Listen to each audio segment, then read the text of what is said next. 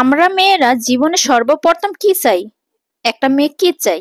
একটা মেয়ে চাই বিশ্বাসী একজন মানুষ, যে মানুষটা একটু একটু করে যে মেয়েটা স্বপ্ন দেখে সব স্বপ্নগুলো পূর্ণ করবে। হ্যালো এভরিওয়ান, কেমন আছো তোমরা? নিশ্চয়ই ভালো আছো। আজকে খুব সুন্দর একটা ভিডিও নিয়ে চলে আসলাম, লং ভিডিও। অনেকদিন পর সময়ের সাথে পেরে উঠছি না কিভাবে যে লং ভিডিও বানাবো আর কিভাবে তোমাদের সাথে শেয়ার করব। যতটুকু পারি চেষ্টা করি একটা একটা লং ভিডিও দেওয়ার জন্য, কিন্তু বাট পেরে উঠতেছি না সময়ের সাথে। হ্যাঁ, বলেছিলাম আমরা মেয়েরা কি চাই। আমরা মেয়েরা কি চাই বলেন তো? আমরা মেয়েরা একটা বিশ্বস্ত মানুষ চাই। জানেন কি, ধনী স্বামীর চেয়ে যত্নশীল স্বামী হাজার গুণ উত্তম। দুনিয়ার সবচেয়ে সৌভাগ্যবান নারী সেই, যে একজন যত্নশীল স্বামী পেয়েছে। বাট সব মেয়েরা কিন্তু টাকার পাগল হয় না, কিছু কিছু মেয়েরা ভালোবাসার পাগল হয়। দেখবেন এখনো অনেক মানুষ আছে, অনেক মেয়েরা আছে যে টাকা পয়সা দেখে না, একটা বিশ্বস্ত মানুষ খুঁজে। বাট আমাদের সমাজে এখনো অনেক মেয়ে আছে যে টাকা পয়সা দেখে কিন্তু বিশ্বস্ত মানুষটা খোঁজে না, টাকা পয়সাটি বড় করে।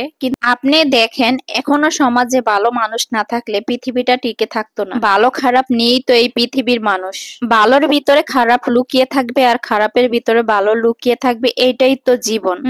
মানুষের এই সমীকরণ নিয়েই তো মানুষের জীবন শুরু হয়। কিছু খারাপ কিছু ভালো এই মুহূর্ত নিয়ে মানুষের জীবনটা শুরু হয়। But love is love. যেখানে ভালোবাসা থাকে সেখানে টাকা পয়সার প্রয়োজন হয় না, শুধু ভালোবাসা দিয়ে সব অর্জন করা যায়। বাট জীবনের অনেক সমীকরণ নিয়ে কথা বললাম, এইটাই আমাদের জীবন। জীবনে ভালো খারাপ নিয়ে মানুষের জীবন গড়ে ওঠে, সেই বিষয় বিবেচনা করে আমাদের জীবনে চলতে হয়। জীবনে ধনী মানুষের থেকে বিশ্বস্ত মানুষটাই সবচেয়ে বড়, আমি মনে করি অমূল্য রতন। একটি মানুষের টাকা পয়সা থাকতে পারে কিন্তু একটি বিশ্বস্ত মানুষের হাতটা ধরা অনেক কঠিন। এখনকার বর্তমান যুগে সঠিক ভালোবাসা মানুষ খুঁজে পাওয়া বড়ই কঠিন হয়ে পড়েছে। হ্যাঁ, এখনো আছে সঠিক ভালোবাসা, কিছু কিছু অনেক ভালোবাসা পূর্ণতা পায়, যেটা সঠিকভাবে যদি ভালোবাসতে পারে অবশ্যই পূর্ণতা পাবে। এখানে আমি কাউকে ছোট বড় করে কথা বলছি না, বার একটা বিশ্বস্ত কথা নিয়েই বলছি, যা টাকা পয়সার থেকে বিশ্বস্ত মানুষের হাতটা সবচেয়ে বড়, যত্নশীল মানুষটাই সবচেয়ে বড়। যাই হোক বন্ধুরা, তোমাদের সাথে অনেক বকবক করেছি, অনেক কথা বলেছি। আমি জানি না আমার কথাগুলো কে কোন চোখে নিবে।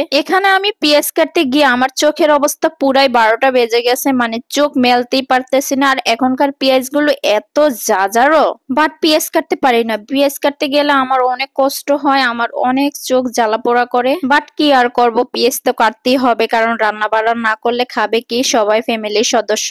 বাট আমি পেঁয়াজ তরকারি এগুলো খুবই কম কাটি। আমার বাসায় একটা খালা আছে, উনি কেটে দিয়ে যায়। এখন আজকে পেঁয়াজ কাটতে গিয়ে বুঝতে পারতেছি খালাটার কত কষ্ট হয় পেঁয়াজ কাটতে গেলে। মাঝে মাঝে আমিও পেঁয়াজ কাটি, বেশিরভাগ খালারে দিয়ে কাটিয়ে রাখি। আজকে খালা আসে নাই তাই আমি কাটতে বসছি, বুঝতে পারতেছি কতটা জ্বালা পোড়া লাগতেছে। এই তো রান্না বাড়া শুরু করে দিয়েছি, ইফতারেরও টাইম হয়ে গেছে, তো আমি এখানে রান্নাটা শেষ করে ইফতারের আয়োজন শুরু করব।